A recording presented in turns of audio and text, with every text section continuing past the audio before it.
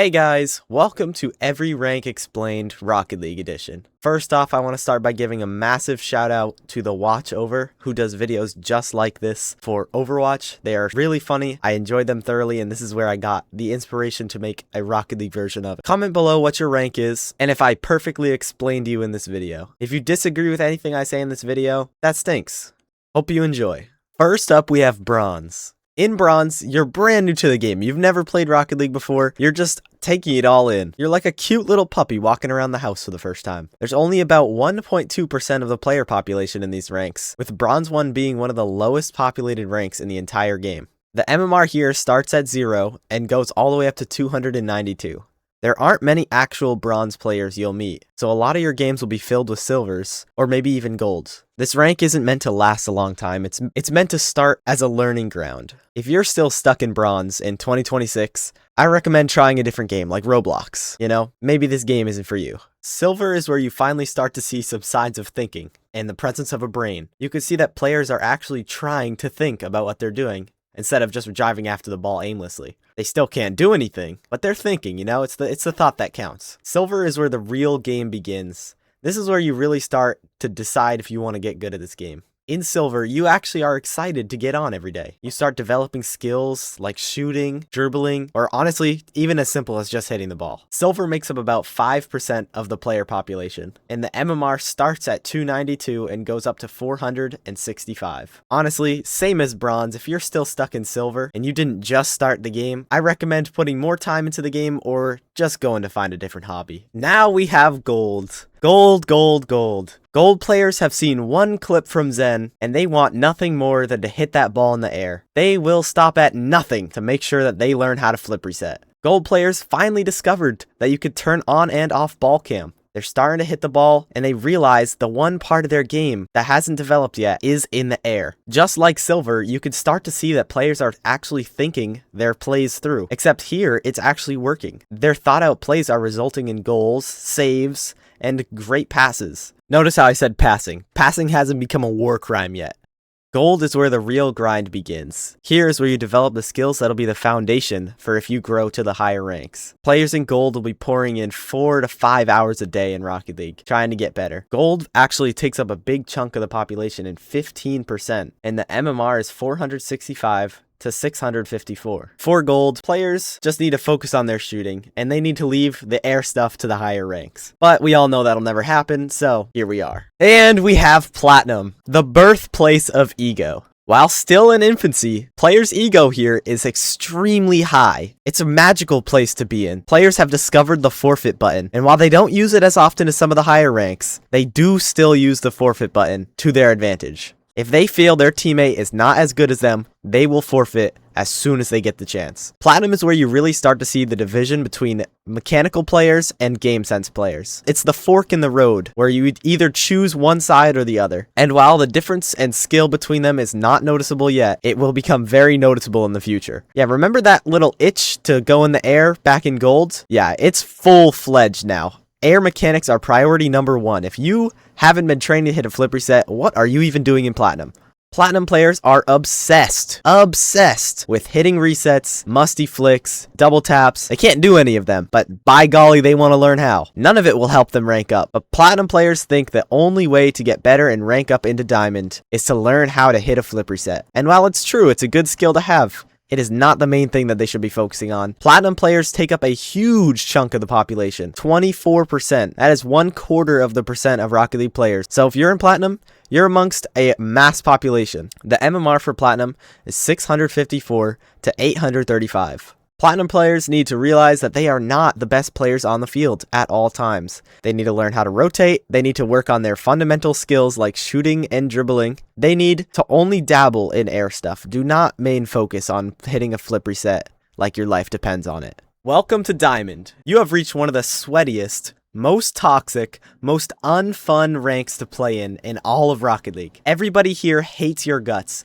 Your teammates hate you, the other team hates you, your teammate's looking for the fastest reason he could possibly find to forfeit the game. One goal goes in the net, and he thinks you could have saved it, forfeit. If you can't hit a flip reset, you don't deserve Diamond. You should still be in Platinum with the other barbarians who have game sense. Diamond players are the most toxic players of all time. You will hear and be called the most heinous things of all time from Diamond players. Diamond is the largest rank in the game, making up about 30% of the population. So if you are in Diamond, you are in the majority. You are in the biggest rank, and you are not the next Zen. Going in the air in Diamond, it makes sense. That's where you're supposed to start using the air, double taps, and maybe even a flip reset or two. But getting mad at your teammates for not being able to do the same thing is absolutely unreasonable. Diamond's MMR is 835 to 1075. Diamond is where the game starts to get serious. These players take this game serious. There's not as much joy. You start to question why you're really playing the game. And then it pops into your head. Champ. You want champ so bad. That is what keeps you going forward. Getting out of Diamond 3 is one of the hardest ranks to get out of, because all of the champ players from last season dropped down to Diamond 3, sitting in Diamond 3 just waiting to gatekeep you.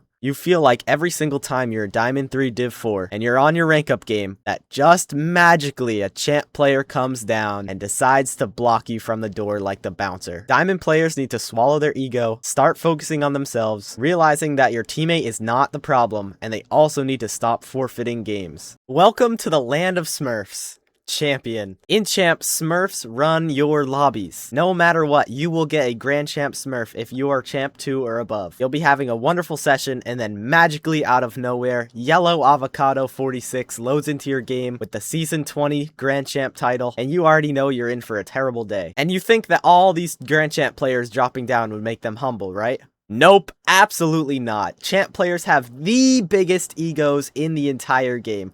They can do no wrong, and their teammate is to blame for everything. If you thought it was bad before, just wait till now. All champ players think they deserve Grand Champ.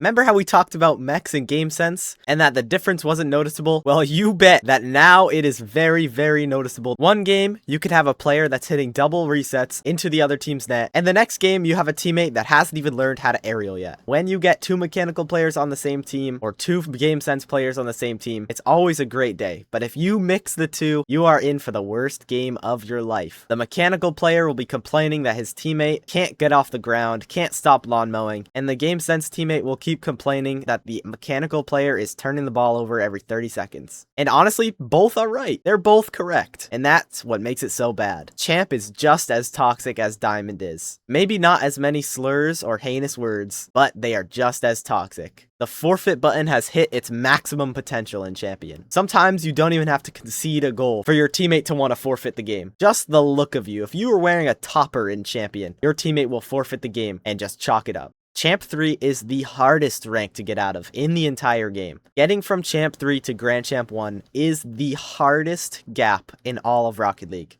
Champ 3 is filled with Grand Champion players. Filled. There is not a single player in Champ 3 that hasn't been Grand Champ at one point in their life. For Champ players, the best advice is to find a good duo, find a teammate, or honestly, just find a carry, because getting out of Champ is ridiculously hard. Grand Champ. You have reached the fall summit of Rocket League. You see Grand Champ and you think you are almost there. You are almost the highest and the best in the game. But little do you know, Grand Champ is finally where the two roads of game sense and mechanics come back together, and you keep building on that to get better and better. In Grand Champ, all the joy of the game is gone. You don't like this game. You don't know why you play this game. You hope you get SSL one day, and you keep telling yourself that you're playing to get SSL, but deep down, you don't know why you're still playing this game. Grand Champ 1 is littered with carried players. Almost all the players in low Grand Champ 1 are just Champ 3s that got carried by a friend. And I'll admit it, my first time hitting Grand Champ, I was carried. However, I climbed back up, and I'm now Grand Champ 2, so this is the realm in which I sit in. Grand Champ makes up roughly 4% of the player population, so it's starting to get small up here. There's not many players that reach Grand Champ, and it's a real milestone. You finally get the red title, and you get to flex on all your friends that you got Grand Champion. The MMR is 1435 to 1862, which is quite a big range. And the difference between the top of Grand Champ and the bottom of Grand Champ is one of the biggest in the entire game. I'd love to give advice to Grand Champ players, but I'm here myself, so if I had any advice to give, I'd be out of Grand Champ also. You did it. You made it to SSL. You made it to the highest rank in Rocket League, and arguably one of the hardest ranks in all of gaming. This means you're the best, right? You could compete with the best players in all of Rocket League? You hit 1862 MMR, you're the highest rank in the game. That means you're the best, right? In SSL, there are bots galore. Before Easy Anti-Cheat, the bot issue was too much to handle. There were SSLs and even pro players who were refusing to play ranked just because of the bots. And for those of you that don't know, a bot is just basically a robot computer that's playing Rocket League. It knows the trajectory of the ball, knows where to hit it, how to flick into it, where your car is. It's basically the perfect opponent. In SSL, there are so few people, 0.1 of the player population, and at the time of recording, there was only 5,000 players in SSL. So everybody knows each other. All of the SSLs know each other. They know who's carried, they know who's boosted, they know who's bad, and they know who's good. All of them have little cliques and friends behind the scenes. Once you reach SSL, you are basically soulless. You have had the soul drained from you. You made it to SSL, but at what cost? You have 20,000 hours on Rocket League, 100,000 games played, and the idea of a girl seems foreign. But you made it to SSL. The aura in which the SSL white tag holds is unlike any other. You are the most respected player in all of the game. This one isn't necessarily a rank, but they are definitely miles ahead of even the SSL players at the very top. RLCS professional players, these players are getting paid money, thousands of dollars to play Rocket League as their job. This is it. This is the pinnacle. This is the top of the mountain. These players are perfection itself. Every single touch is planned. Everything is orchestrated perfectly to go as they want it. One mistake could cause the end of an entire comp game. Watching a high SSL comp match is like watching a symphony. Everything working in harmony and going exactly how they planned it. When you're an RLCS professional, you are famous. Everyone in the community, from bronze to SSL, know who you are and respect your talent. You've worked your way up there, you've beat all of them in ranked, and now you're in the spotlight. Very, very few players ever reach the milestone of 2,400 MMR. And then at the very top of this is Zen, who is just better than all of the RLCS professional players. But that's enough glaze from me. Thank you guys for watching. Hopefully you enjoyed my presentation of every rank in Rocket League explained. If you disagree with anything I said, let me know in the comments below. If you have any other ideas of presentations you'd like to see, drop them in the comments below. Make sure to subscribe and like. I'd greatly appreciate it. Love you guys, and I'll see you guys in the next video. Peace.